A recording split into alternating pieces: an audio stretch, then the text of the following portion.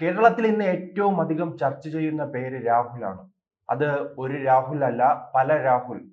ഒന്ന് രാഹുൽ ഗാന്ധി.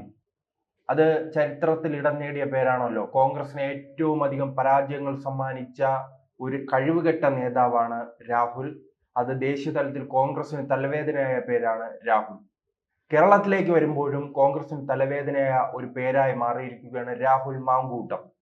രാഹുൽ മാങ്കൂട്ടം കോൺഗ്രസിനെ വലിയ രീതിയിൽ ദേശീയ തലത്തിൽ രാഹുൽ ഗാന്ധി തന്റെ കഴിവുകേട് കൊണ്ട് കോൺഗ്രസിനെ പ്രതിസന്ധിയിലാക്കുമെങ്കിൽ തന്റെ കഴിവ് കൊണ്ട് എങ്ങനെയാണെന്ന് മനസ്സിലാകുന്നില്ല.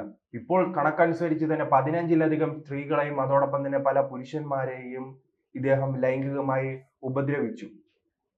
അപ്പോൾ സമൂഹ മാധ്യമങ്ങളുടെ ചോദ്യമുണ്ടല്ലോ, ഇതെല്ലാം എങ്ങനെയാണ് സാധിക്കുന്നതെന്ന്. കാരണം അദ്ദേഹം ഒരു പൊതുപ്രവർത്തകനാണ്. പൊതുപ്രവർത്തകന് സമയ പരിമിതികളുണ്ട്.